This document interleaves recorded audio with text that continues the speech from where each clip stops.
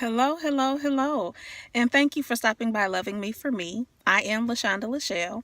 And today I would just like to talk just a bit about love. I believe that the ways of the world are become so crooked because we don't know love. Love begins with, of course, God the Father. John 3:16 says, "For God so loved the world that he gave his only begotten Son, that whosoever believeth on him shall not perish, but have everlasting life." 1 Peter 4:8 says, "Love, it covers a multitude of sin." And 1 Corinthians 13:7 said, "Love bears all things. It keeps no records of wrongs. It harbors no ill intentions." And I think it's about the 12th verse where it says, the greatest of these, I misspoke that. It says, "But these three remain, faith, hope, and love. But the greatest of these is love." And the love that the Bible is referring to is agape love. That's unconditional love. And even in that love, there comes brotherly love, where we won't do anything to harm or hurt our neighbor. There's just automatic compassion for one another. And I believe that we're out of hurt. People hurt one another.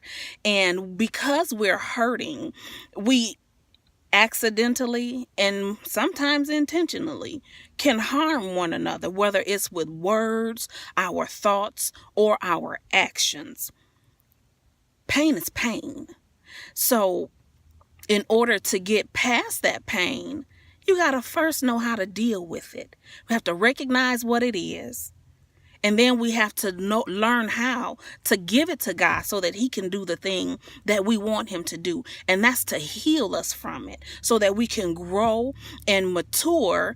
Even going back to 1 Corinthians, the 13th chapter, I think it's about the 9th verse, where Paul says, "When I was a child, I spake as a child. I reasoned as a child. But when I became a man, I put away childish things." And what that's saying is, when he was a child, he's talking about immaturity, illiteracy. When we don't know things, we have to learn and be taught. And then when we learn things and become masterful at them, then we know that's maturity, where we know how to do things out of wisdom and we respond out of wisdom and knowledge. So I encourage you, I urge you to, if you don't have a church home, then come by Worship Center. We are on Collingwood and Bancroft in Toledo, Ohio.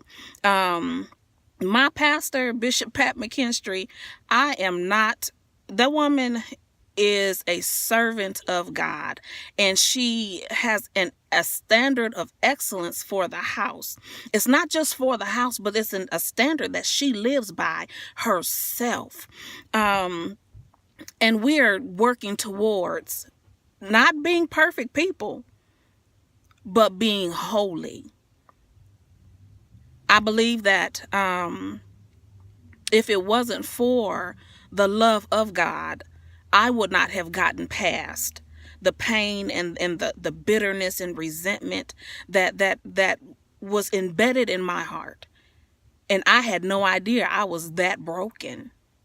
No idea whatsoever. But blessed be the name of the Lord, that he saw enough in me to reveal it to somebody else so that they could help me walk through it, so that I could be delivered, be made whole, and become an overcomer.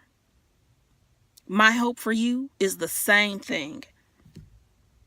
I'm willing to walk that journey with you because I know what it means and what it meant, not just for my life, but for the people that I'm connected to, directly and indirectly, the people who are attached to the purpose that God has intended for my life. You have purpose too. And how do I know that? Because you're still here. Stay tuned. And again, I love you much, but God loves you most.